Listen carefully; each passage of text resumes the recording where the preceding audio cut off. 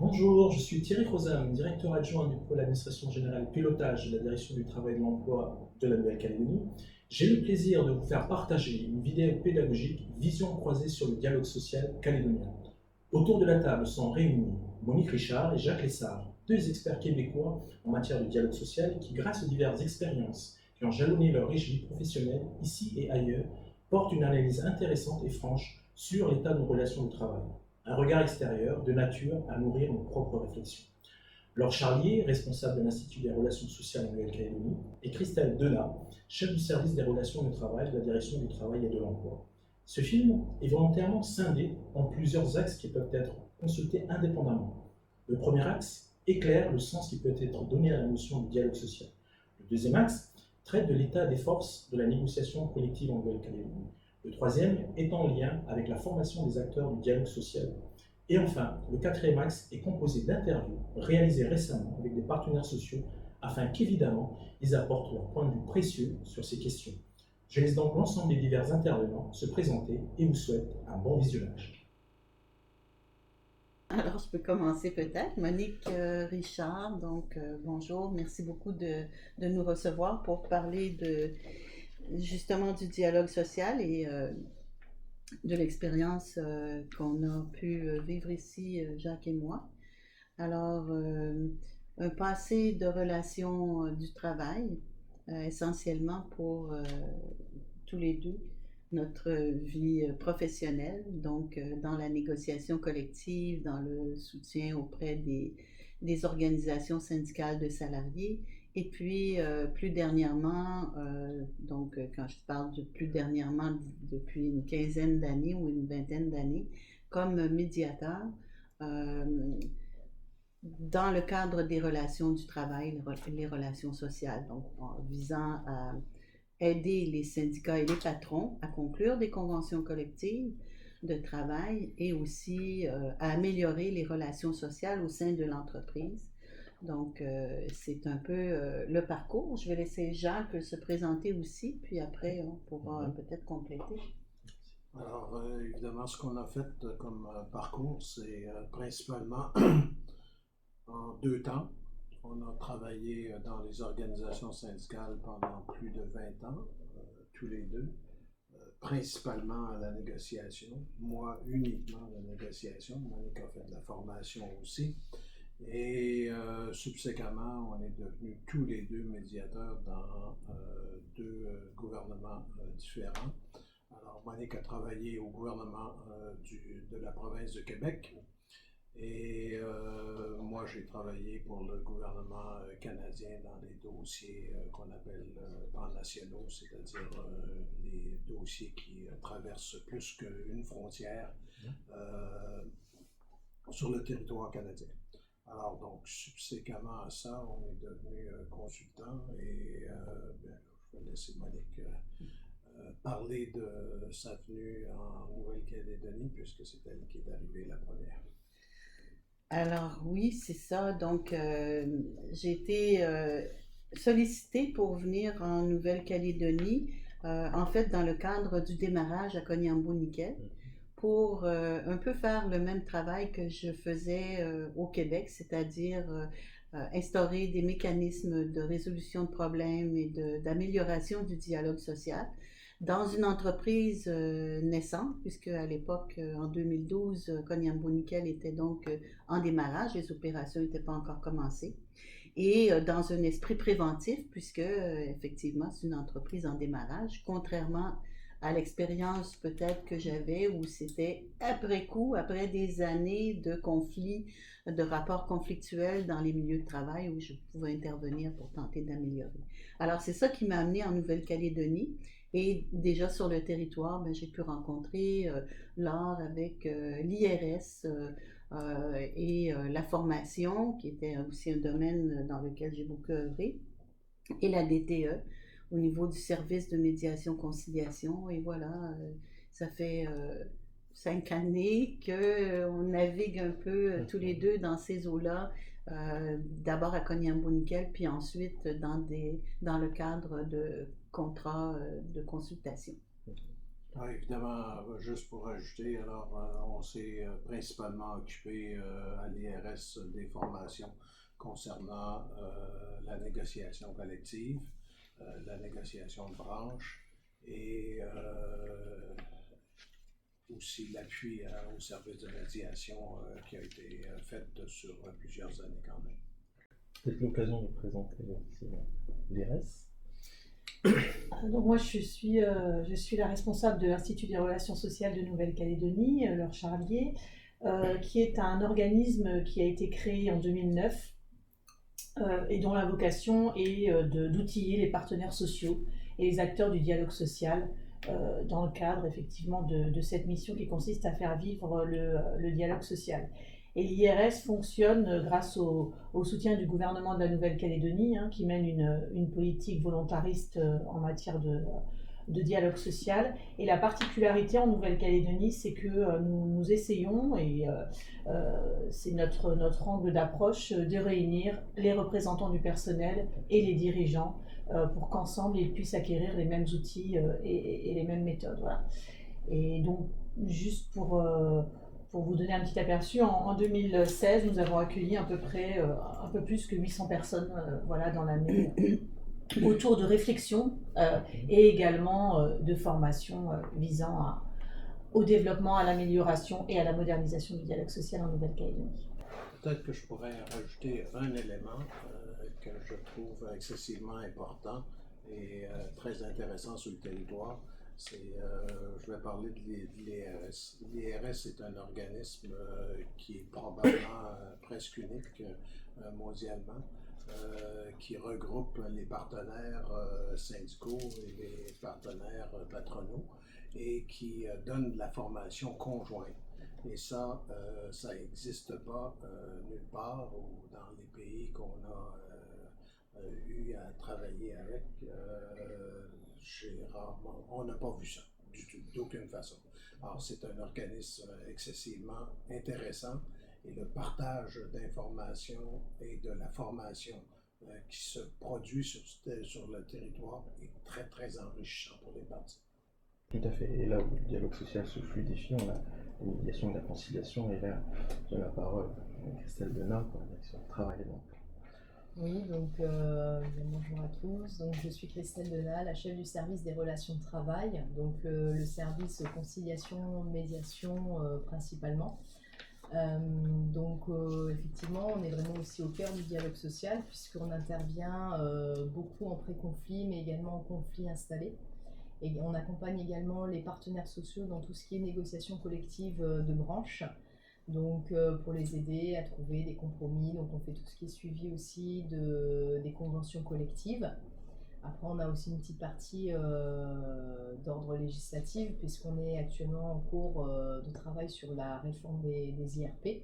Donc on accompagne aussi les partenaires sociaux au mieux pour pouvoir dégager un texte consensuel, simplifié, qui permettra justement un meilleur usage, un meilleur dialogue social dans les entreprises calédoniennes.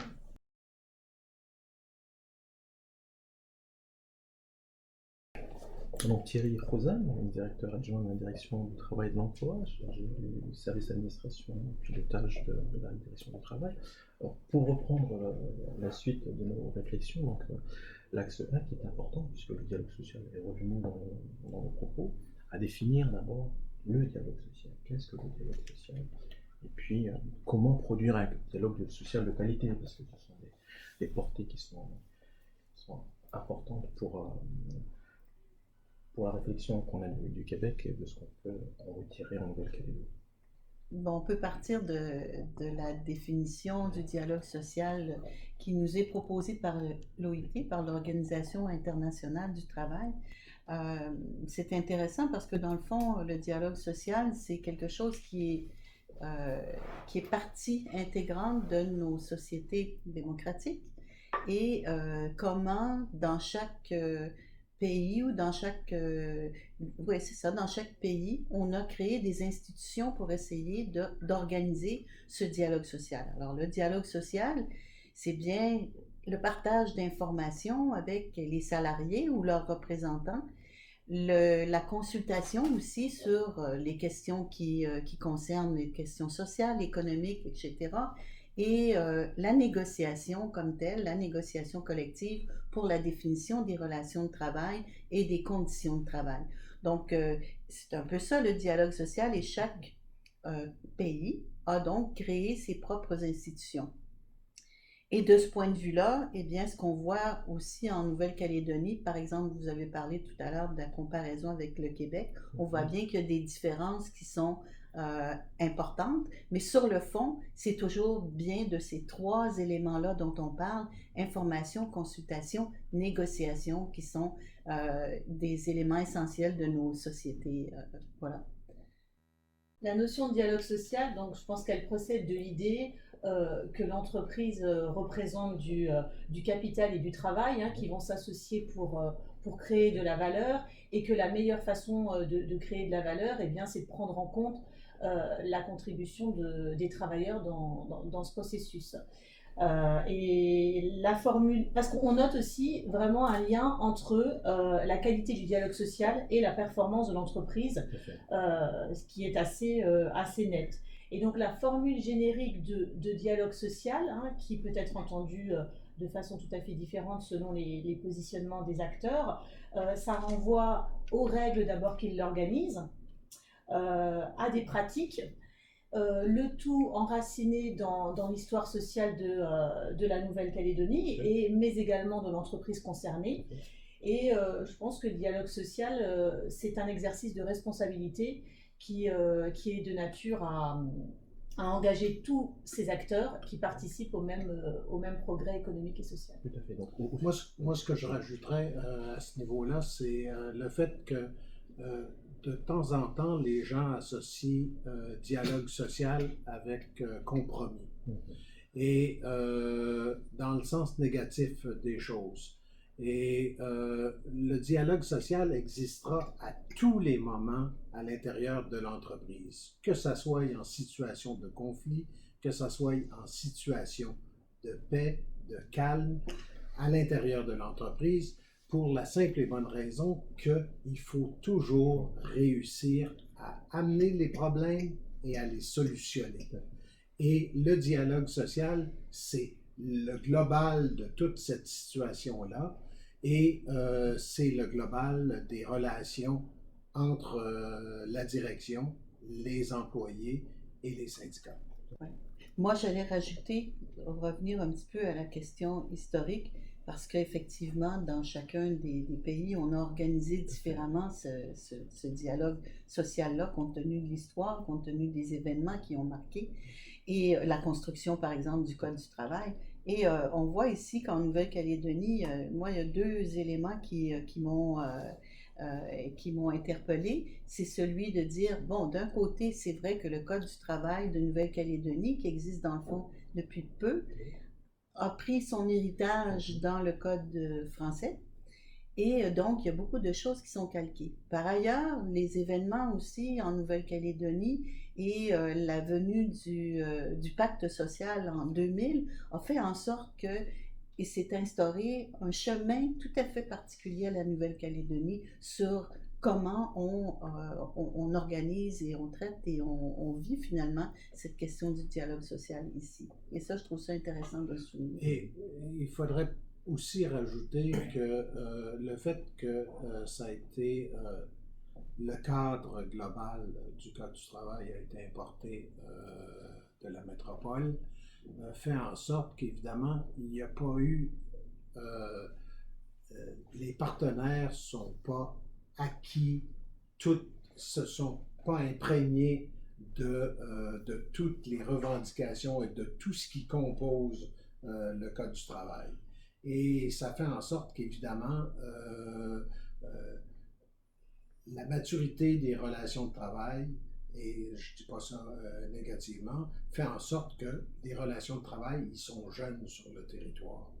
Et ça, il faut en tenir compte dans l'évaluation qu'on fait des échanges entre les partenaires et de comment évoluent les relations de travail. D'où l'importance première de cet espace de parole commun de la discussion, de la négociation, et peut-être là des zones de convergence, de négociation. Oui, effectivement. Donc, le service des relations de travail a à peu près une dizaine d'années d'existence. Donc, comme le soulignait Monique, est venu dans cette dynamique de construction de dialogue social et de créer un espace de parole privilégié et d'accompagnement en fait des partenaires sociaux et des entreprises. Donc, c'est vrai il a pris beaucoup d'essor. Il a connu des moments avec des conflits très importants.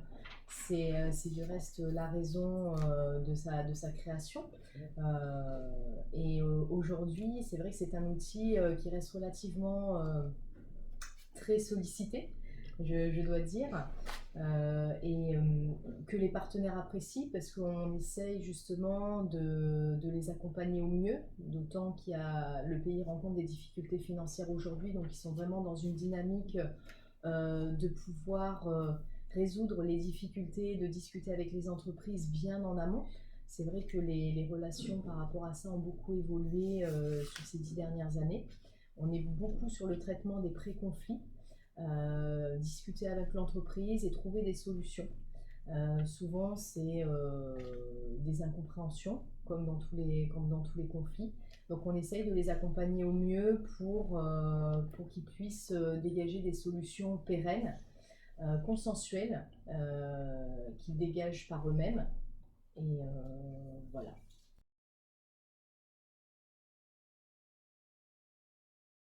On en vient à la conclusion sur le dialogue social. Le mot de la fin. Ben, ce qu'on doit retenir finalement sur le dialogue social, c'est que c'est un espace de parole qui est donné dans l'entreprise, ben, qui est donné au pays, parce que le dialogue social existe en Nouvelle-Calédonie comme tel, entre les acteurs sociaux, mais aussi au niveau de l'entreprise, entre les représentants de la direction et les représentants du personnel. Et il faut ajouter aussi que tout ça est collé sur les interactions puis le dialogue qu'il y a aussi dans les milieux de travail entre le management et les salariés. Donc, pour nous, c'est important de rappeler qu'il doit y avoir une cohérence dans tout ça, dans tous ces lieux de parole qui sont si importants, une cohérence et voilà où chacun a son rôle à assumer.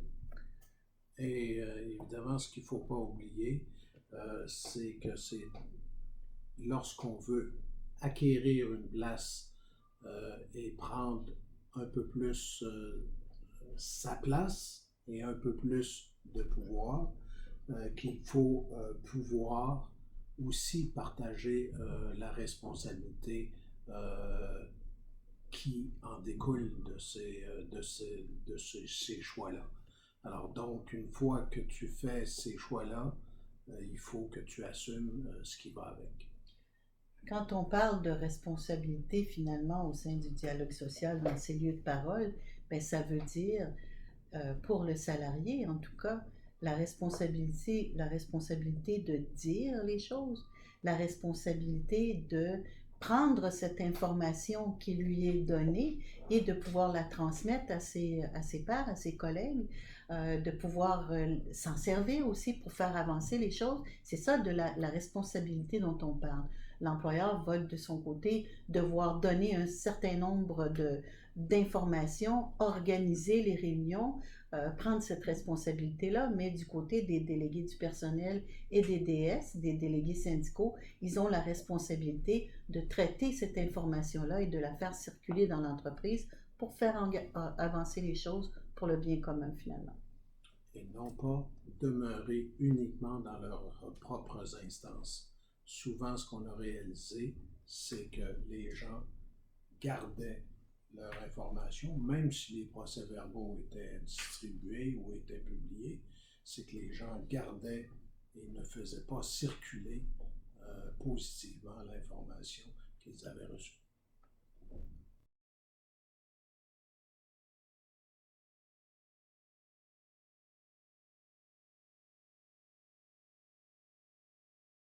De cette vitalité, cette importance-là du dialogue social en Nouvelle-Calédonie, avec toutes les relations syndicales et employeurs qui s'y rencontrent. Ce sont le primat d'ailleurs de ce qu'on va aborder dans une deuxième partie sur la négociation collective, puisque effectivement s'il n'y a pas de dialogue social à différents espaces de discussion, il est très difficile partir sur des négociations collectives. Quelles sont aujourd'hui les difficultés qu'on rencontre au niveau de la négociation collective? En fait, c'est comme si comment je pourrais expliquer ça? Il y a la question des problèmes au quotidien, hein, dans la vie de tous les jours, avec l'existence des accords, des diverses lois, des diverses obligations de part et d'autre. Eh bien, on a à vivre ça. Il peut arriver des problématiques au jour le jour. Et ça, c'est le rôle des DP de soulever ces problèmes-là et d'en faire état à la direction par la voie de la réunion des DP qui est mensuelle. Bon, très bien. Mais en fait, ces problèmes-là, étant donné qu'il n'y a pas vraiment, c'est pas vraiment repris en termes de est-ce qu'on règle le problème, on fait de l'information. L'employeur va souvent, au cours de la réunion, informer les délégués de ce qu'il a fait, du chemin qu'il a pris pour traiter telle ou telle situation. Et donc, on a l'impression, pour les délégués du personnel, qu'il n'y a jamais rien qui se règle. Parce que la liste s'allonge, de mois en mois, on apporte des nouvelles problématiques, on nous dit ce qu'on a fait, mais on n'a jamais l'impression que c'est réglé, puisque, nous, on ne considère pas que c'était nécessairement très équitable, ou très ceci, ou très cela. Ce qui fait qu'il y a de la tension, il y a du mécontentement qui s'accumule de mois en mois. À un moment donné, c'est normal, l'organisation syndicale dit là, ça suffit, on fait un paquet avec ça et on en fait une liste de revendications et voilà. Donc, et là, c'est comme, pour nous, c'est la question de la négociation collective. Tu as les problèmes au quotidien, qui sont de la gestion quotidienne, qui sont beaucoup liés aux pratiques managériales. Et tu as la négociation collective pour l'amélioration des conditions de travail, de la qualité de vie au travail, tout ça. Et là, c'est comme si, d'un côté, compte tenu du système qui est en place, on n'arrive pas à se sortir des problèmes au quotidien pour faire en sorte de viser une amélioration des conditions de travail à plus grand terme. Le seul lieu de la négociation collective, c'est la NAO, en fin de compte. Et la négociation obligatoire annuelle, où on y parle de salaire, de choses monétaires, mais tout le reste, finalement, passe un peu sous silence. J'allais rajouter que les DP doivent représenter la totalité des salariés en tant que tels. Et à ce moment-là, ils n'ont pas nécessairement leur couleur syndicale. Supposément.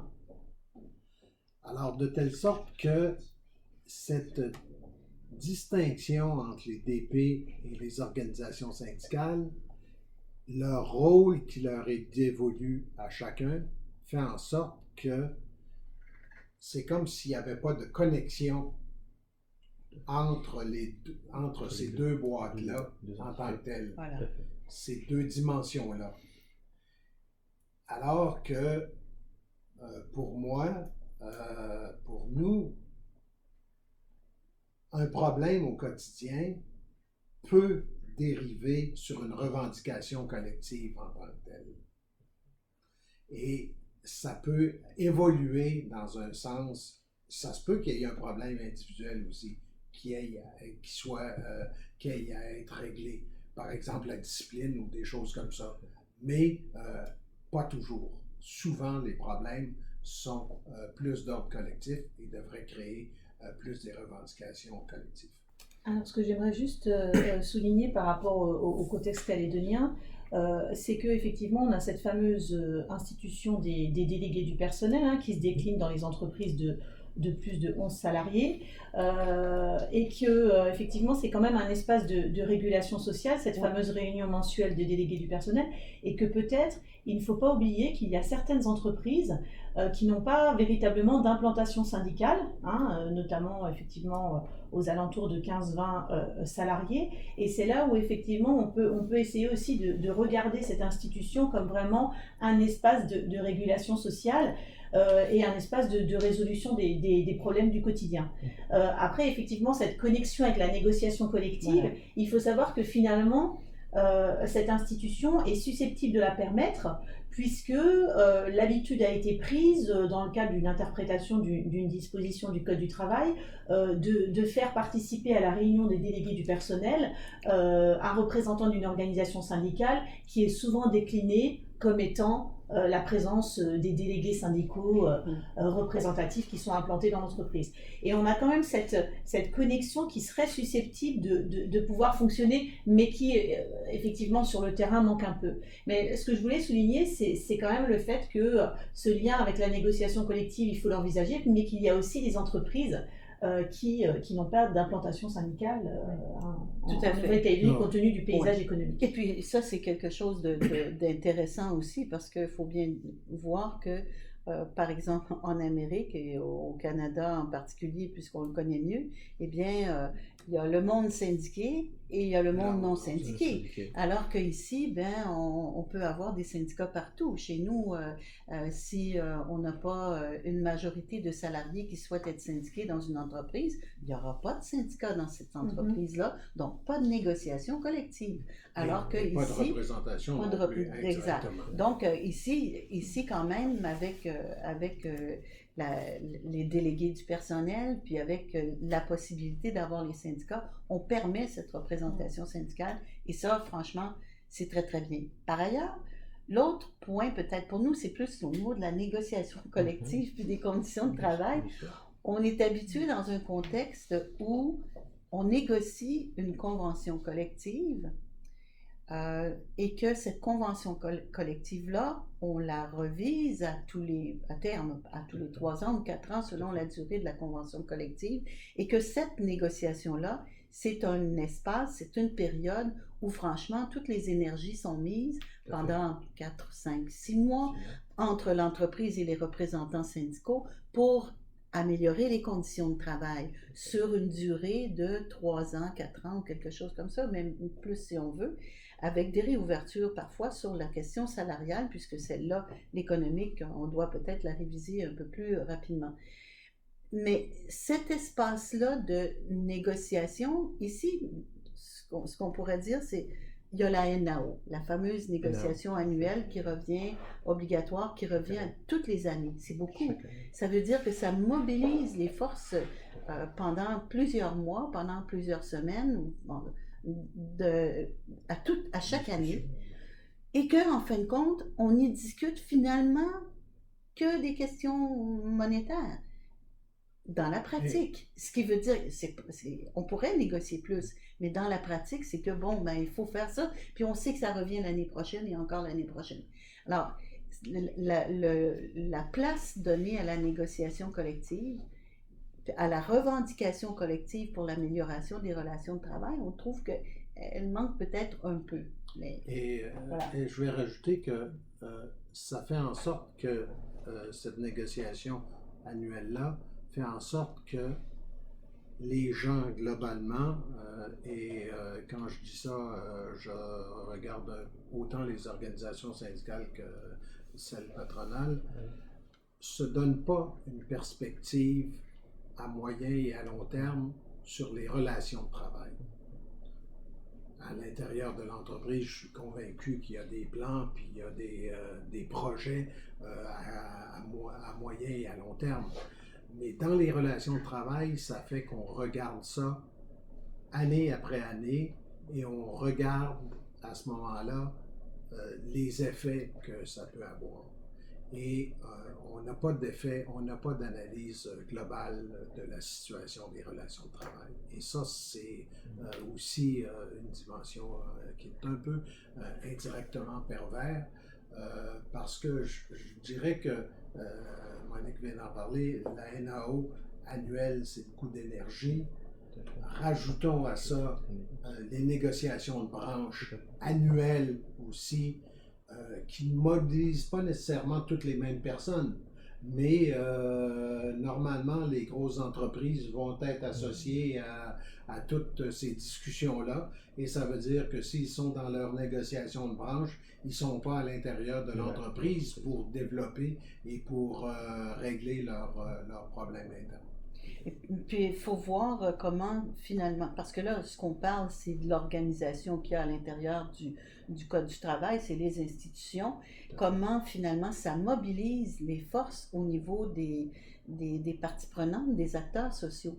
Ce qu'on entend, nous, quand on travaille avec les gens dans les entreprises, c'est que on n'a pas le temps, on n'a plus le temps de souffler, on est pris continuellement dans les obligations et de part et d'autre, hein, autant les délégués du personnel et les délégués syndicaux que les représentants de l'entreprise, et ils n'ont pas d'espace, comme disait Jacques, pour faire cette réflexion à plus long terme pour finalement améliorer le bien-être au travail. Ce qui fait que c'est comme si on était toujours pris dans ces fameux problèmes au quotidien et qu'on ne réussit pas à en sortir. Puis finalement, c'est à travers ces problèmes au quotidien qu'on finit par tout pacter tout à coup, puis dire, bon, ben là, il faut que ça explose, il faut qu'il y ait quelque chose qui se passe, puis on crée un espace de négociation à partir de cette fameuse liste de revendications, qui est finalement le seul moyen dont disposent les organisations syndicales pour dire, là, on n'en peut plus.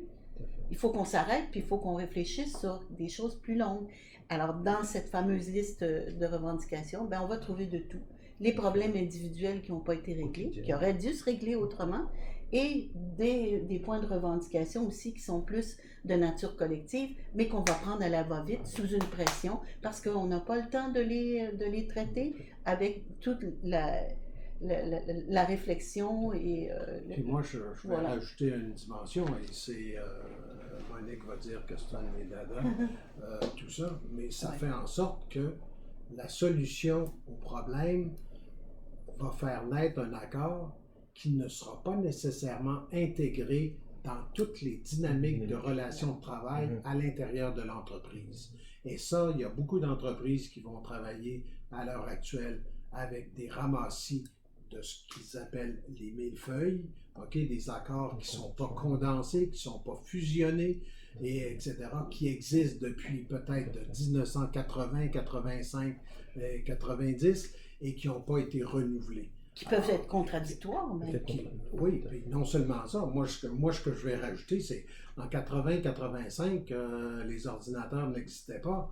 Et maintenant, ça existe. Alors, même l'utilisation des termes à l'intérieur des accords ont pu évoluer, ont pu changer, ont pu être modifiés, et de telle sorte que si on ne fait pas du ménage de façon régulière à ce niveau-là, on va se ramasser avec des choses qui sont possiblement contradictoires. Je vais juste donner un petit exemple.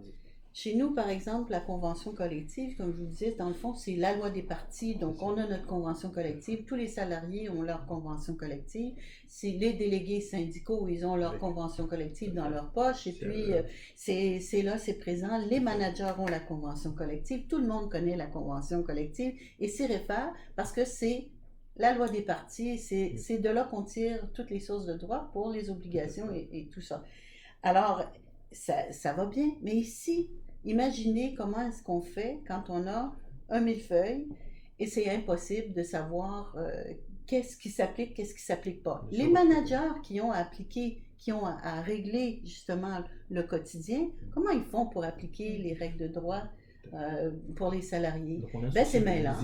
Donc là, tout à coup, on prend des travers et puis on applique ça comme ça dans un secteur, on applique d'une autre manière dans l'autre secteur, et là, ça fait une confusion générale.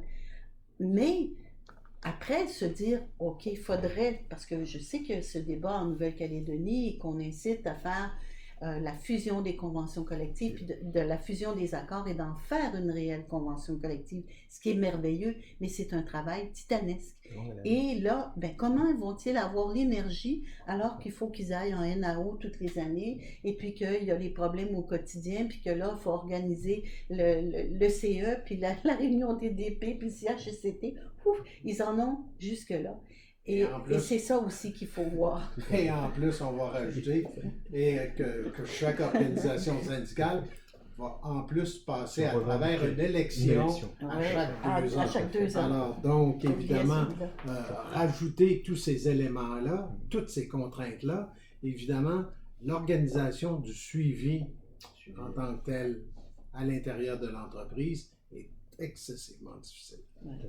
Et c'est pas un reproche à Tout un à fait. ou l'autre. À Exactement. un ou l'autre. Tout à fait. Parce qu'ils sont tous les deux dans le même navire. Mais c'est vrai que ce constat, effectivement, par le biais de la gestion des conflits ou même des négociations, puisque la DTE participe aux négociations de branche, pas aux négociations annuelles obligatoires, puisque ça reste interne à l'entreprise, mais on a des retours par rapport à l'enregistrement et au dépôt des différents accords dans notre service. C'est vrai que on parlait vous parliez tous les deux de millefeuilles et d'enchevêtrement, et c'est vrai qu'on s'aperçoit justement qu'à un niveau des délégués du personnel ou délégués syndicaux, c'est très compliqué. En fait, la compréhension des fois et la mise en œuvre du code du travail sur des petites entreprises également. Les chefs d'entreprise n'ont pas forcément de DRH ou de juriste ou autre qui peut les accompagner dans ces démarches. Et c'est vrai que c'est pas toujours évident l'appréhension du code du travail, c'est pas forcément des mauvaises intentions au départ, mais une mauvaise appropriation des textes et le dialogue social, on sait très bien que c'est très, très fragile, ça repose sur un équilibre très sensible et il suffit que le curseur soit déplacé un petit peu plus côté syndicat ou un petit peu plus côté employeur et ça peut vraiment partir après sur des conflits. De l'incompréhension, le sentiment de ne pas être entendu, de ne pas être écouté. Et donc c'est vrai que c'est très très sensible. Après, pour en revenir sur les négociations annuelles de branche, ou même les NAO qui parlent exclusivement de l'aspect salarial, c'est vrai que nous, on sort des données statistiques par rapport à ce qui se passe. Et c'est vrai que sur les négociations annuelles de branche, les principales thématiques, c'est la durée du travail et l'aspect monétaire, comme tu le soulignais, Monique. Et même si pour l'année 2016, le volet formation est apparu sur le devant de la scène, c'est vrai que ce sont les deux principales thématiques et qu'on est sur des textes éventuellement très anciens, on le voit des fois sur la gestion des conflits par rapport aux conventions collectives.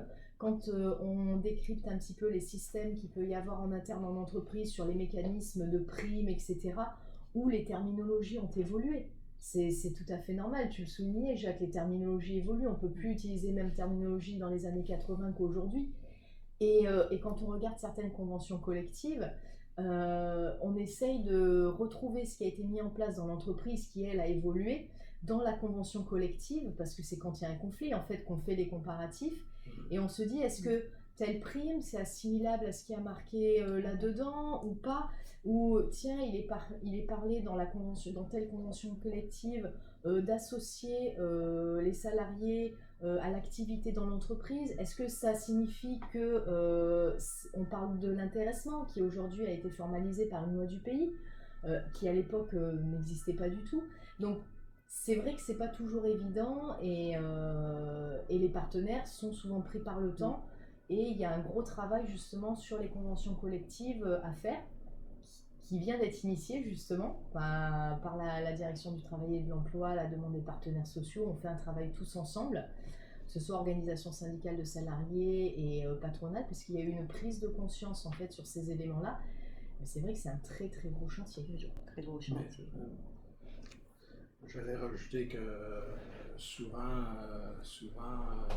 ce qui semble être la pratique, c'est que quand on a un problème, on essaye de demander au gouvernement d'établir une réglementation pour solutionner ce problème-là, au lieu de s'en approprier à l'intérieur du milieu de travail et d'en faire une condition de travail existante.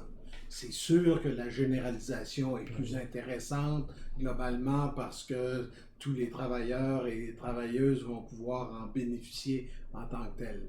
Mais on trouve qu'il y a une certaine appropriation qui devrait être faite à l'intérieur du milieu de travail par certaines de ces dimensions-là.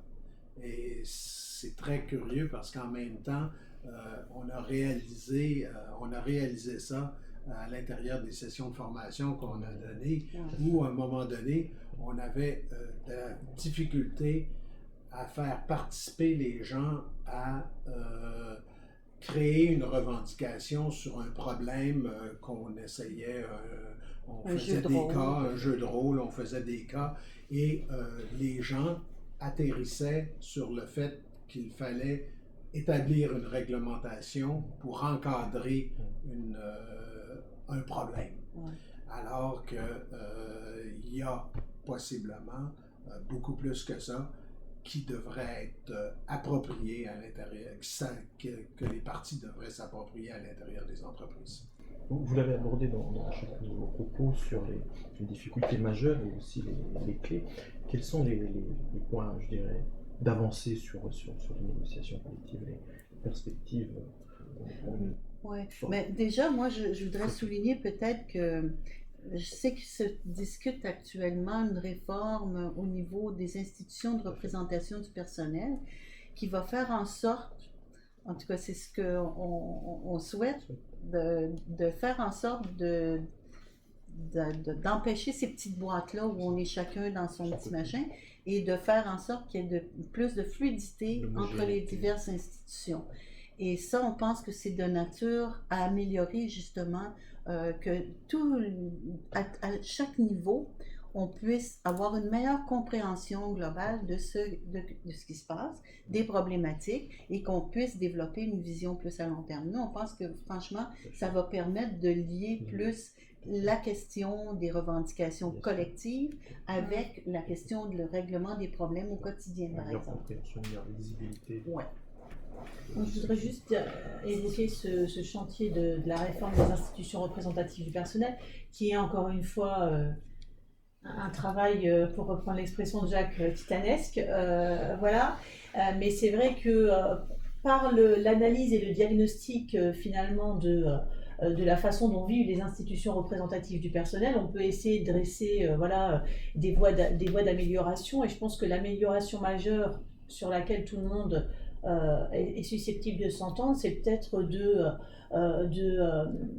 perdre en formalité et en formalisme, hein, puisque tout ça est quand même extrêmement complexe. Le droit des comités d'entreprise, voilà, il y a toute une philosophie et un certain nombre de formalités à faire respecter. Peut-être perdre en formalisme ce qu'on peut gagner en efficacité du dialogue social et finalement en prise en compte de l'intérêt des salariés des entreprises calédoniennes, quoi, et évidemment du fonctionnement et de la compétitivité de l'entreprise. Tout à fait. Parce qu'on rebascule encore sur cette notion de code du travail, de loi, et finalement cette nécessité de respecter un certain nombre voilà, d'obligations qui nous font perdre en efficacité du dialogue social et en valeur ajoutée de toutes ces discussions. Ça, c'est assez net. Alors, encore une fois, ça, on ne peut pas généraliser non plus, mais c'est quand même un constat qui est assez clair.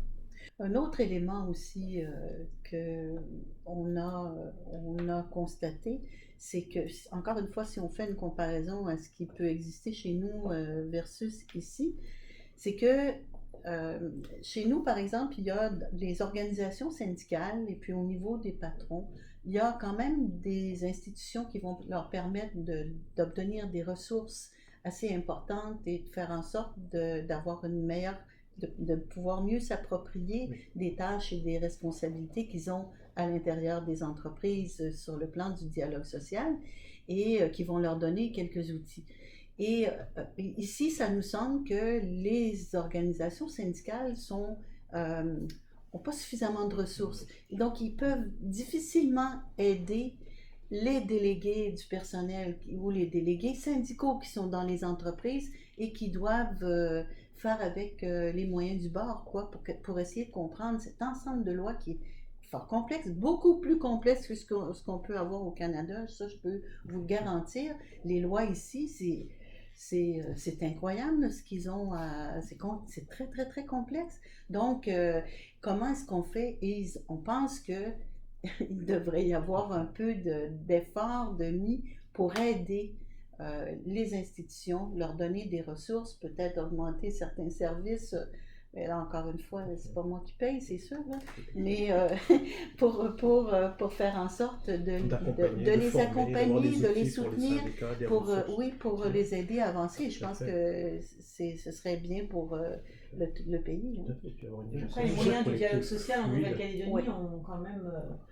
sont quand même déployés progressivement Oui. depuis plusieurs années pour aboutir quand même aujourd'hui en 2017 à un système qu'on essaye quand même de faire fonctionner. Oui. Et un fait. accompagnement important.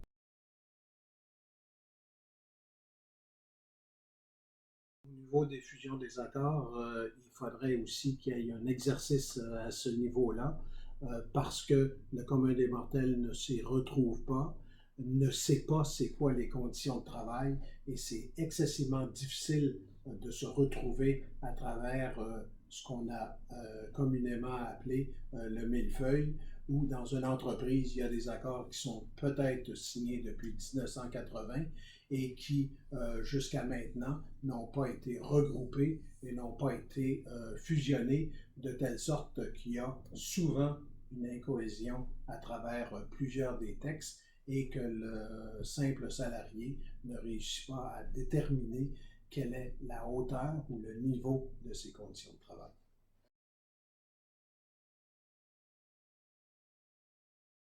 Face, comme on discutait aux difficultés rencontrées, aux avancées aussi de la négociation collective, pour donner un sens au dialogue social et une négociation collective de qualité, les partenaires sociaux, les représentants du personnel sont devant une question importante, c'est de la responsabilisation. Voilà la question qui est posée, importante. Dans un premier temps, moi je dirais que la multiplication des instances fait en sorte, et des moments aussi, fait en sorte qu'il y a, semble-t-il, une certaine déresponsabilisation des gens. Parce qu'ils s'imaginent que c'est une autre instance qui va solutionner le problème. Alors, ça fait en sorte qu'il y a toujours quelqu'un ou quelque part ou un lieu où tu vas pouvoir t'excuser pour te dire que c'est pas de ta faute, c'est pas toi qui a à régler ou à solutionner ce problème-là.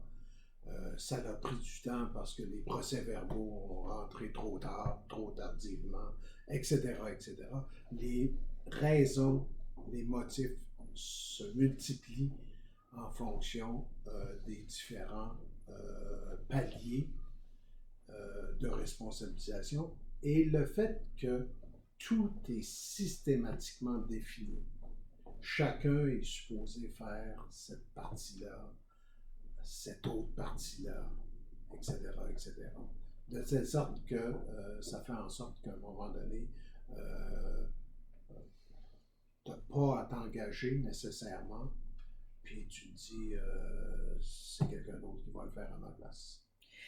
Ouais. Nous, il y a quelque chose qui nous a bien surpris quand on regarde un peu plus à fond le fonctionnement dans les entreprises au niveau du dialogue social, c'est le fait que dans l'organisation du Code du travail et des diverses lois du travail, c'est l'entreprise qui a à peu près toutes les responsabilités. C'est elle qui doit initier la négociation, c'est elle qui doit organiser toutes les institutions de représentation du personnel. Après, il y a des choses que c'est sûr que c'est l'employeur qui doit faire, par exemple, qui détient les informations, c'est à lui à donner les informations, et je comprends très bien ces obligations-là.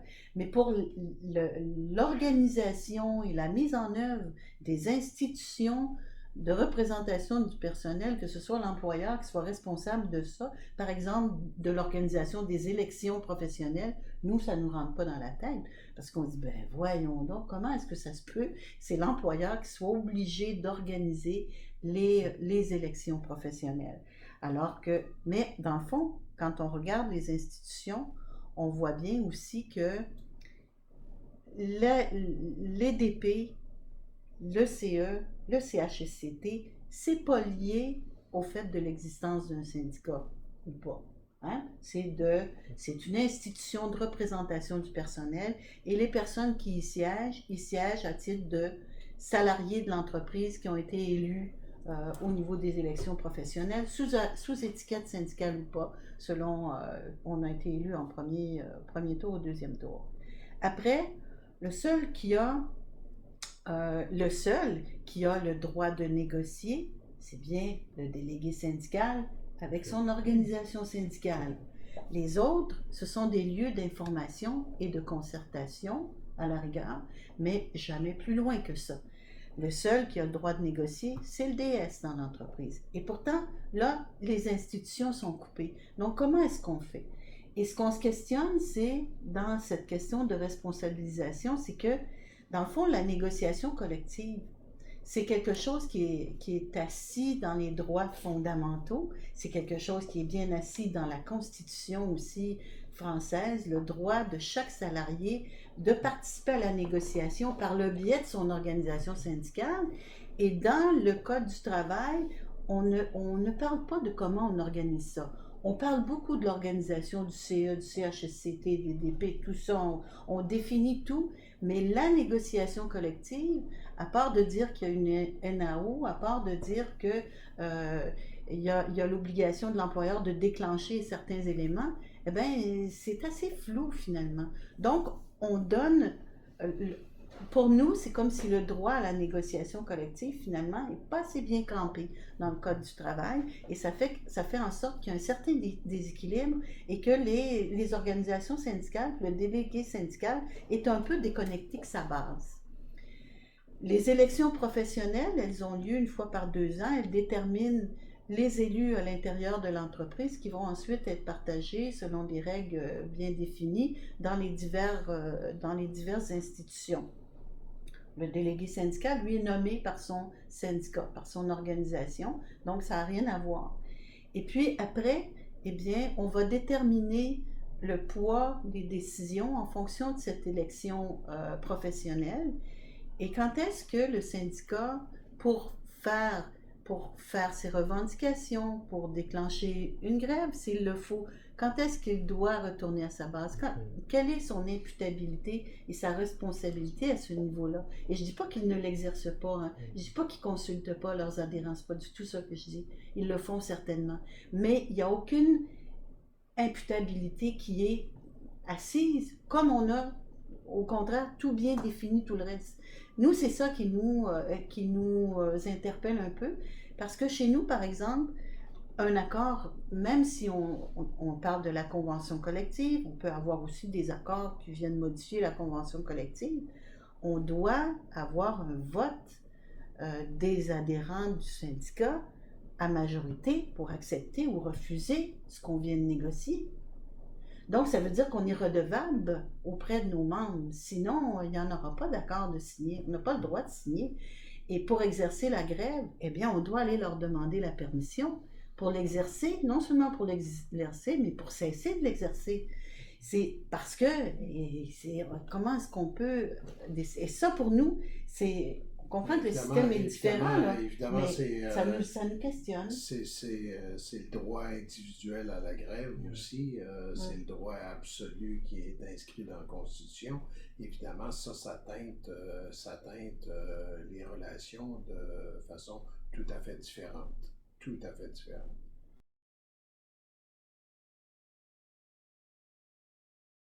Okay. En d'autres perspectives intéressantes de la négociation collective, à évoquer l'intersyndicalité, est-ce que c'est une source de bonne gouvernance dans la négociation collective?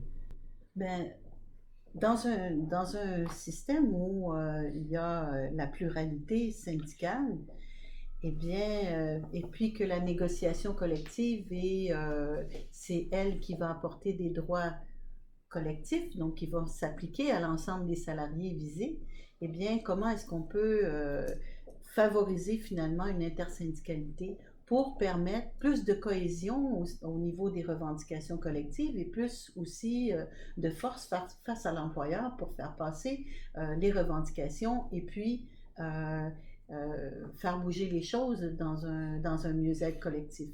Alors là-dessus, ben évidemment, il y a des difficultés, on le constate bien dans le quotidien de la vie des gens parce que étant donné que l'existence des syndicats, la représentativité des syndicats est un peu basée sur les élections qui reviennent aux 2 ans, eh bien les syndicats sont toujours pris dans cette lutte électoraliste qui fait en sorte qu'ils essaient chacun, puis on le comprend bien, de tirer la couverte pour faire valoir que c'est eux qui sont à l'origine de telle avancée ou de tel règlement ou de telle nouvelle clause.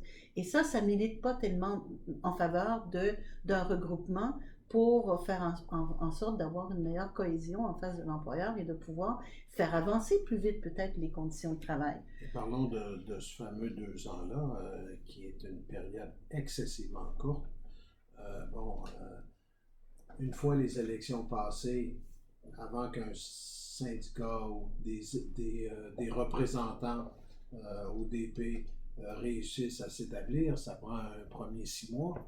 Et au moins 6 mois avant les élections, on sent une fébrilité à l'intérieur des entreprises de telle sorte que les gens commencent à focusser sur le fait qu'ils vont passer en élection. Et donc, évidemment, la teneur de leurs propos change presque radicalement quand ils sont à 6 mois d'une période électorale. Alors, combien de temps qu'il reste entre les deux? Il reste à peine 1 an pour réussir à naviguer et à réussir à s'installer et à établir les relations de travail à l'intérieur de l'entreprise. Encore une fois, si on prend, c'est sûr qu'ici encore, la responsabilité va revenir à l'employeur de convoquer tous les syndicats représentatifs à la table de négociation, s'il y a négociation, puisqu'on parle de choses collectives qui concernent chacun des syndicats. Mais bon, après, chacun des syndicats, y va-t-il pas? Va-t-il signer, va-t-il pas signer? Va-t-on faire des alliances, pas faire des alliances? Et ça, c'est tout un jeu qui se fait à l'intérieur des négociations collectives dans le cadre actuel et qui, franchement, parfois complique beaucoup la conclusion des négociations collectives pour ce qu'on peut en voir. Puis j'allais rajouter que ça fait en sorte que, justement, c'est une autre dimension de la déresponsabilisation des gens. C'est ce jeu-là électoral fait en sorte qu'à un moment donné, tu ne veux pas trop avancer pour pas être le seul à exercer des compromis. Et comme négociateur, ce que j'ai beaucoup de difficultés à comprendre, c'est que les syndicats ne réalisent pas que là, tant et aussi longtemps qu'ils ne feront pas front commun à l'intérieur d'une entreprise, l'employeur sera toujours obligé de réagir en fonction de ne pas donner le maximum à la négociation parce qu'il ne sait pas ce qui va se passer le lendemain d'une élection avec un syndicat. Il ne sait pas si un autre syndicat ne rebondira pas sur place et va faire en sorte de pouvoir réenchérir sur ce qui a été obtenu. Alors, ça, c'est une dimension de la négociation qui, d'après nous, affaiblit les syndicats tant et aussi longtemps qu'ils ne réaliseront pas qu'à l'intérieur des entreprises, ils doivent agir en relative front commun pour les revendications et les compromis qu'ils vont faire de part et d'autre. Tout à fait. Est-ce qu'en Nouvelle-Calédonie, je m'intéresse aux relations du travail, est-ce qu'on a une propension, une tendance à aller en intersyndical ou plutôt à se jauger individuellement, enfin collectivement, entre syndicats? Quelle est la tendance? Alors par rapport aux données statistiques que le service des relations de travail au niveau de la DTE a à disposition, donc c'est vrai qu'en 2015 on a rencontré plusieurs intersyndicales au niveau des conflits. Là où la tendance était plutôt à la baisse en 2016, puisqu'il me semble qu'on a eu une seule intersyndicale de mise en œuvre sur un conflit dans la négociation. Et donc c'est vrai que c'est pas du tout quelque chose qui est systématique dans la négociation, la notion d'intersyndicale. Par contre, c'est vrai que souvent, quand il y a des intersyndicales, on a pu relever que la thématique principalement traitée, c'était la qualité de vie au travail, ce qui était relations de travail, et on était vraiment on était vraiment sur de l'humain dans la structure. et dans une dynamique de remettre en place un dialogue social serein, etc. Et donc là, c'est vrai qu'ils font front ensemble. Intéressant. Mais ce que Ouais. ce qui était en train de nous dire, c'est que c'est moins sur les aspects monétaires. Non. C'est ça? C'est plus que- sur les aspects C'est plus relationnels, sur de les aspects bien-être. de bien-être, Sur bien-être et au l'aspect travail. humain. Très bien. C'est Mais vraiment la c'est- priorité. Hein. La priorité. Ça ne veut pas dire qu'il n'y a pas d'autres éléments, D'autres éléments qui rentrent en mais ligne de c'est compte. vraiment ce qui ressort le plus dans C'est ces très, notions d'intéressant. c'est très intéressant parce que ça démontre encore une fois que les aspects probablement où le syndicat est capable de se démontrer plus actif que d'autres sur les aspects monétaires, ils ne partageront pas ces éléments-là. Alors que devant l'employeur, ils devraient faire un meilleur front pour utiliser leur rapport de force plus adéquatement. Alors donc, c'est un peu curieux qu'ils font des fronts communs un peu plus sur des aspects humains et que à ce moment-là, évidemment, ça a moins de conséquences indirectement sur leur popularité à l'interne. À l'interne. Oui, mais c'est Oui. ça, dans le fond, c'est toujours la dichotomie Oui, qu'il y a exact. entre le quotidien des choses et puis une vision à plus long terme. Ça revient un petit peu à ce qu'on disait au début de ce point de vue-là. C'est dommage. Et ce qu'il y a de dommage, oui, c'est que souvent, on essaie de tirer profit de situations où on appuie beaucoup sur les divergences, sur démontrer qu'on est combatif, qu'on est contre, à l'intérieur de l'entreprise. Et puis, finalement, que c'est comme si de parler, de s'entendre, d'avoir des accords, de pouvoir, donc, et qu'on n'en tire pas de profit, peut-être électoraliste, encore une fois. Et ça, pour nous, c'est dommage parce que finalement, ça fait en sorte que ça ne nous permet pas, encore une fois, de développer une vision à plus long terme puis de drainer vers une amélioration des conditions de travail d'une façon plus générale. Alors même qu'on peut le voir, nous, sur différentes thématiques au niveau des négociations, qu'effectivement, par rapport aux retours qui nous sont faits, que s'il y a vraiment un dialogue social de qualité apaisé dans la structure, on s'aperçoit que les négociations se déroulent mieux et qu'il y a beaucoup plus de choses qui peuvent être mises en place justement dans l'entreprise. Exactement, tout à fait. Et tout le monde en bénéficie à ce moment-là. Exactement. Autant l'employeur, autant l'entreprise par une meilleure santé économique et de fonctionnement, puis les employés par l'amélioration de leurs conditions de travail.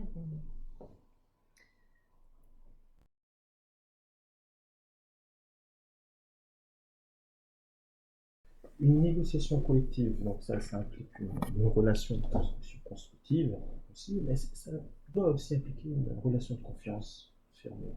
Est-ce que dans les espèces de relations de travail, cet engouement, cette révélation générale?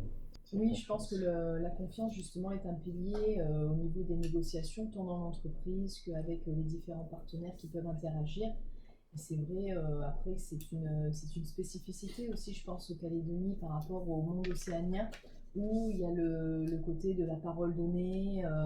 Donc la confiance est vraiment primordiale dans ce genre de secteur, puisque dans les négociations ou dans les conflits, ça ressort beaucoup justement cet aspect de parole donnée, quand il y a eu des discussions et des échanges avec les directions.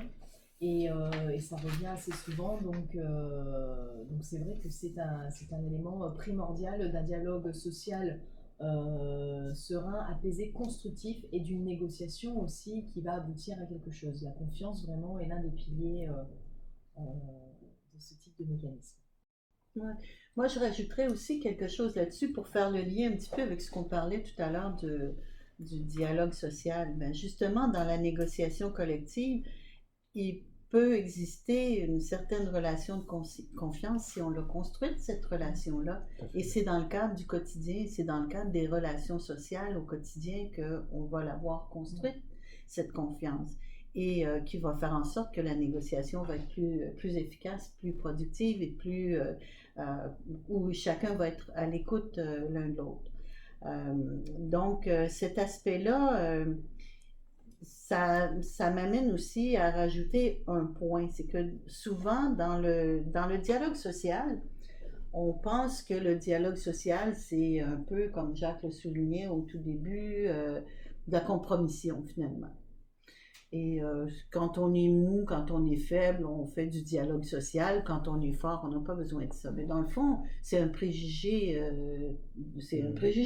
parce que le dialogue social, peu importe qu'on ait des divergences, ben, il faut justement qu'on réussisse à se parler, à se comprendre pour pouvoir faire avancer les choses. Donc, c'est le temps qu'on peut mettre pour construire ce dialogue social-là, pour essayer d'avoir une communication qui soit plus intéressante, plus respectueuse, plus approfondie entre les divers acteurs, eh bien, c'est de nature justement à créer un dialogue social de qualité qui va faire en compte qu'on va prendre tout autant en compte et les divergences et les convergences. Parce que les divergences, il va falloir à un moment donné les apaiser.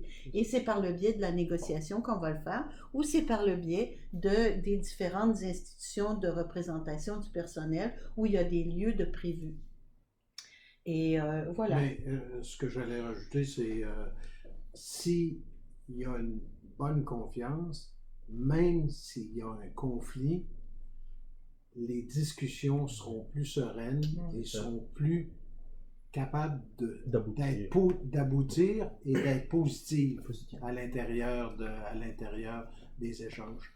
Parce que, en général, les gens de relations de travail, autant du côté patronal que du côté syndical, réalisent qu'il est possible qu'il y ait des obstacles majeurs à un moment donné à l'intérieur de leurs échanges qui fassent en sorte qu'il y ait des conflits. Le conflit, il n'est pas absolu, mais il existe à l'intérieur des relations de travail. Et quelqu'un qui ferait abstraction de l'existence du conflit, d'après moi, il manque une dimension complètement de son analyse des relations de travail, parce que s'il n'est pas capable de percevoir qu'il y aura, à un moment donné ou à un autre, un conflit à l'intérieur de son entreprise, il ne pourra pas faire une analyse à court et moyen terme de ces relations de travail en tant que telles. Alors donc, il faut que tu acceptes que cette réalité-là peut exister et évidemment, plus ton dialogue social est fait en situation de confiance, mieux tu vas être capable de gérer les zones de conflit. Après tant d'années dans les relations sociales, dans les relations de travail, comme on dit chez nous, on se rend compte que souvent dans les relations les uns avec les autres, eh bien, comment je dirais, on n'est plus capable de voir la personne qu'on a devant soi en tant que personne humaine. On la voit comme le problème qu'on est en train de vivre. Et puis là, se crée beaucoup de tensions. Alors qu'il faut qu'on revienne au fait que chacun a son rôle à jouer, chacun représente soit l'entreprise, soit le syndicat, soit il est délégué du personnel, et que là, il a un rôle à jouer qui est en train tout simplement d'exercer son rôle. Donc, il faut qu'on soit capable de départager le sujet dont on parle, l'objet de discorde dans lequel on est, par rapport aux individus qui sont autour de la table et qui essaient de faire leur rôle, de jouer leur rôle pour essayer de le régler. Et ça, c'est un problème qu'on voit, mais partout, évidemment, dans les relations sociales. Autant ici que chez nous. Dans une relation de confiance, jouer son rôle, rien que son rôle, remplissant son rôle. Remplir sa place, toute sa place, rien que sa place. Voilà. Effectivement.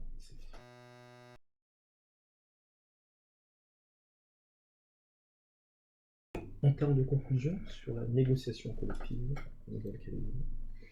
C'est clair que la négociation collective, c'est la forme la plus aboutie du dialogue social, si on peut dire, dans l'entreprise, pour amener justement des modifications dans les conditions de travail, puis le fonctionnement dans l'entreprise.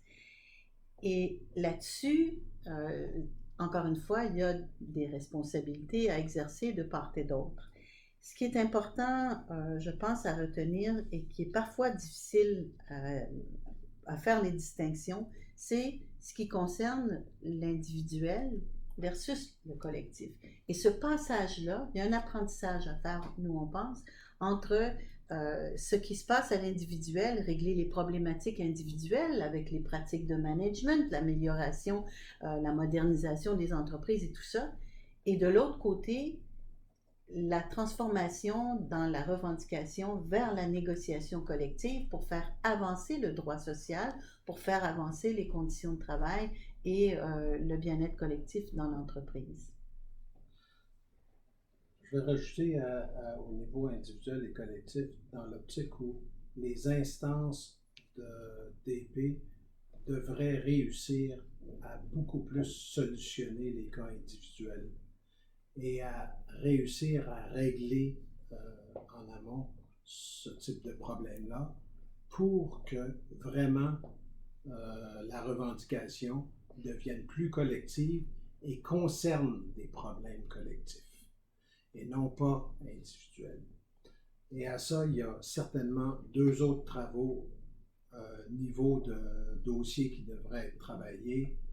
C'est évidemment toute la question des relations intersyndicales à travers les négociations et aussi tout ce qui s'appelle les fusions des accords parce que dans plusieurs entreprises, le commun des mortels ne réussit pas à se retrouver dans tous les accords qui sont signés et font en sorte que c'est excessivement difficile de comprendre c'est quoi les droits et obligations des droits, salariés. Les droits et obligations des salariés ou leurs droits tout simplement implicites.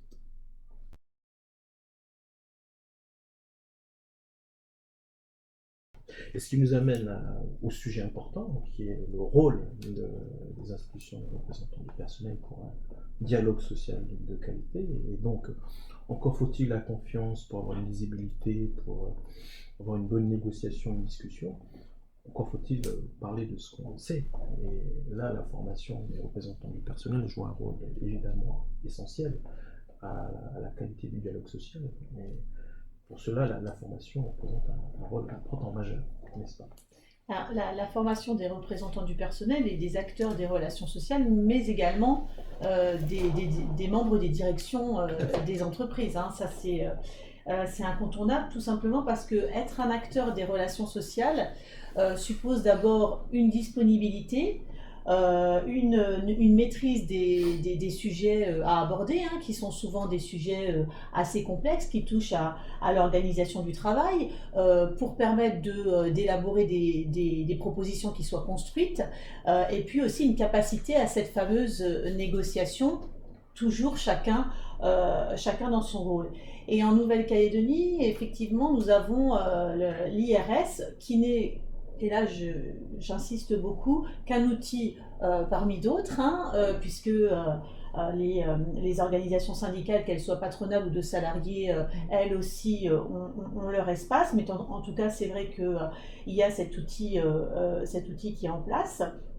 Et donc il rencontre aussi un vrai succès parce que ça visiblement ça correspond à un réel besoin de ces acteurs sociaux.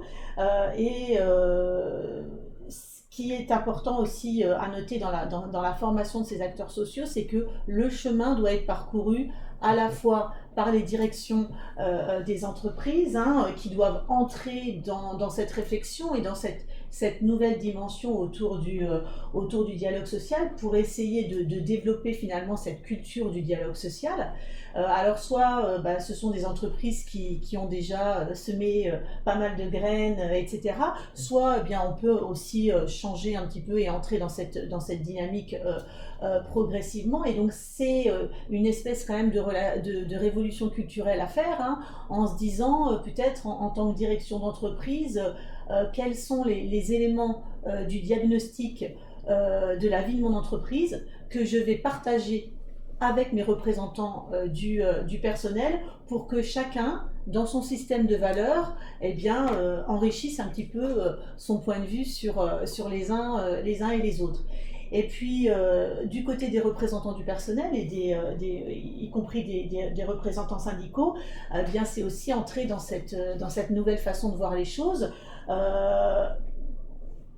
analyser ses propres pratiques, remplir sa boîte à outils, se questionner sur son rôle et puis sur finalement le nécessaire captage du point de vue des salariés que représentent tous ces mandats de représentation du personnel. Je m'en mets que Jacques y revient, parce qu'il l'a dit en début de discussion, sur l'importance de l'IRS d'un point de vue extérieur, économique d'ailleurs.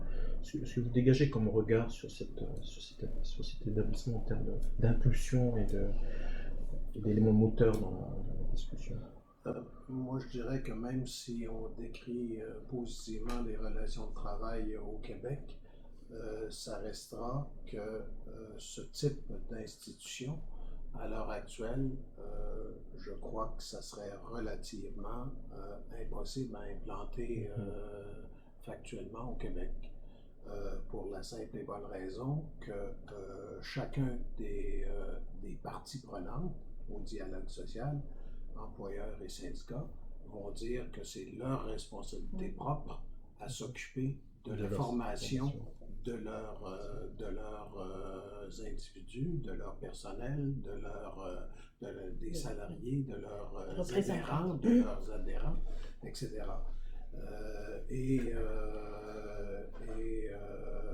D'avoir un outil comme ça, on a vu beaucoup de bénéfices. Et d'ailleurs, à chaque fois qu'on finit une des sessions de formation ici, lorsque les gens font un tour de table, ceux qui n'étaient pas accompagnés d'un côté ou de l'autre disent c'est de valeur que la formation, l'employeur ou le syndicat n'ait pas participé en même temps que moi parce que j'aurais pu partager avec eux autres certaines réalités.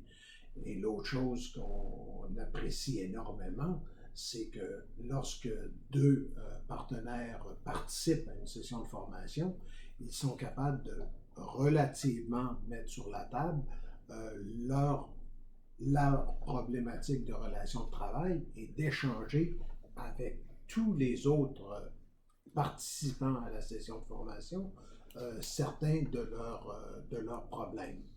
Et ça, je vous dirais que c'est assez exceptionnel de pouvoir faire ce type d'élément-là. Donc, au niveau dialogue, au niveau importance, je vous dirais que c'est très, très, très enrichissant.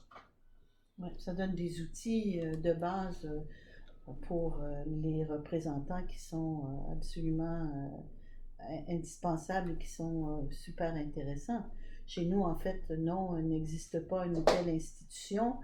Comme dit Jacques, ce serait difficile de l'implanter. Les seules fois où il y a existé de la formation conjointe, c'est ponctuellement dans une entreprise où acteurs syndicaux et patronaux nous l'ont demandé comme médiateurs parce qu'ils avaient besoin de cette aide-là pour essayer de changer leur façon de faire le dialogue social ou de réaliser leurs négociations collectives pour avoir plus de succès, plus de résultats.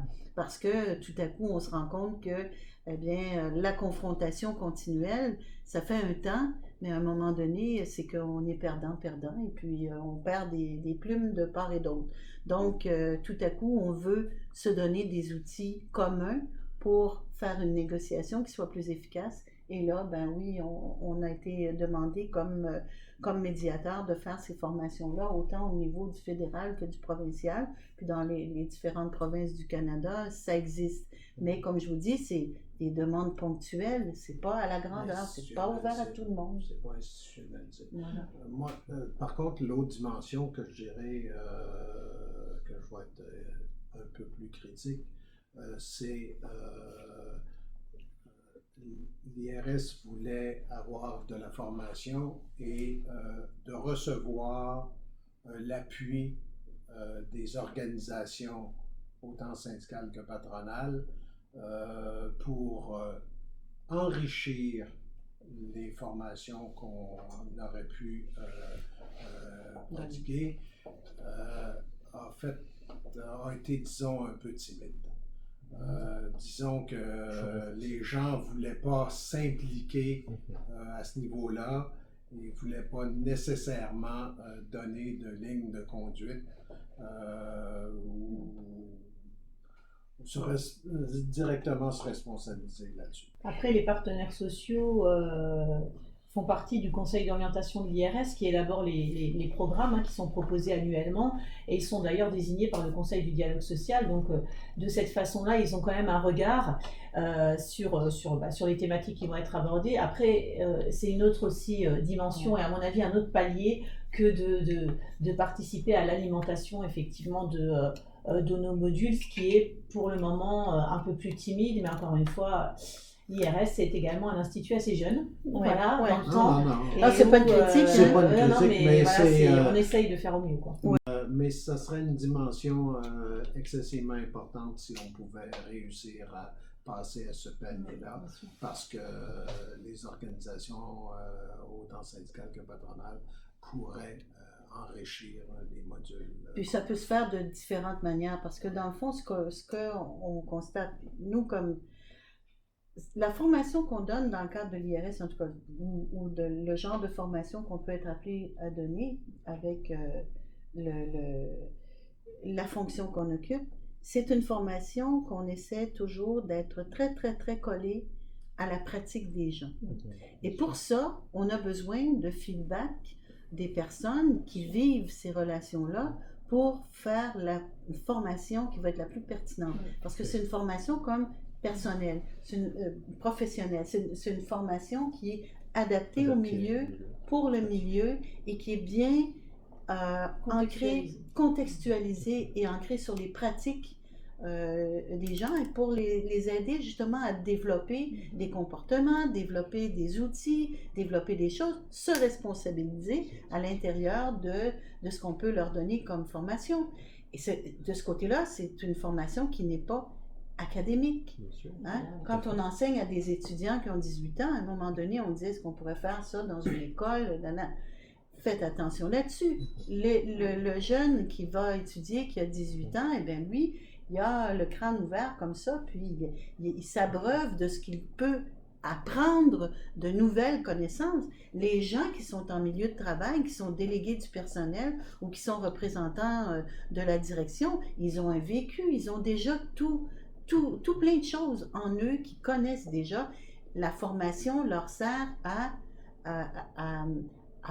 pratiquer mieux avec les outils qu'ils détiennent. Donc, pour nous, il faut qu'on ait ce feedback-là avec les acteurs pour pouvoir, à notre avis, faire la formation qui est la plus efficace. D'ailleurs, dans les différentes formations... En général, une fois qu'on l'a testé à une reprise, déjà, la suivante va être nettement enrichie par rapport au fait que les gens vont avoir participé et amené des idées à l'intérieur. Alors, évidemment, on ne donne pas des formations académiques en tant que telles où les étudiants ne font que suivre ce qu'on dit. On les fait participer et généralement s'approprier les thèmes qu'on développe. Alors, donc, dans ce cadre-là, évidemment, plus ils nous en donnent de feedback, plus c'est enrichissant pour la formation en tant que telle. En feedback sur le terrain de la négociation collective, je suppose que la formation est un élément essentiel. Oui, bien évidemment, il est important que les partenaires sociaux puissent être correctement formés. Il est important la montée en compétences de ces mêmes partenaires et c'est vrai que la Nouvelle-Calédonie justement met un point d'honneur par le biais du financement justement de l'IRS, organisme de mixité, où il peut y avoir vraiment des échanges entre les directions et aussi les partenaires sociaux sur un petit peu des retours d'expertise, sur l'expérience, les succès comme les échecs également, et par le biais également des formateurs qui peuvent être des acteurs de la Nouvelle-Calédonie ou bien des prestataires extérieurs, comme vous, Monique et Jacques justement, où ça permet d'avoir un éclairage aussi sur ce qui se passe un petit peu sur l'extérieur. Donc c'est vraiment une priorité des politiques publiques.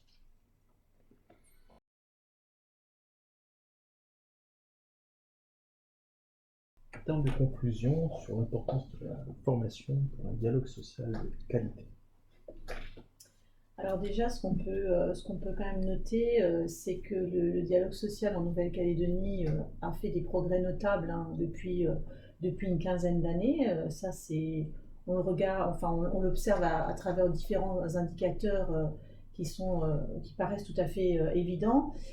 Et pour faire vivre ce dialogue social, eh bien, c'est vrai qu'on s'aperçoit pour les acteurs la nécessité de développer sa capacité d'expertise sur un certain nombre de sujets qui doivent être abordés, ce qui permet également aux différents acteurs, encore une fois qu'ils soient employeurs ou représentants du personnel, de se questionner sur son propre positionnement et le rôle qu'on a à jouer au sein de l'entreprise. Et ces besoins en formation sont aussi assez palpables, puisque ça répond vraiment à des attentes fortes des uns et des autres, parce que les sujets qui sont susceptibles d'être abordés en entreprise sont quand même extrêmement complexes.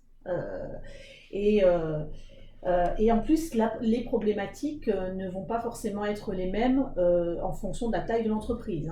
Entre une entreprise dans laquelle effectivement il y a des délégués du personnel sans implantation syndicale, eh bien, les questions qui sont susceptibles d'être traitées ne sont pas identiques à une entreprise dans laquelle il va falloir éventuellement entrer dans des réflexions autour de la compilation déjà d'un historique d'accords d'entreprise. Vous avez aussi des entreprises où à partir du moment où sont en place des délégués syndicaux, il va falloir faire émerger la négociation sociale sur différents sujets, sujets d'intérêt commun. Et on s'aperçoit que les acteurs sont quand même en recherche de discussion et de formation sur ces questions-là, parce que tout simplement ça correspond à un besoin de terrain, et on est véritablement en Nouvelle-Calédonie sur ce chemin-là.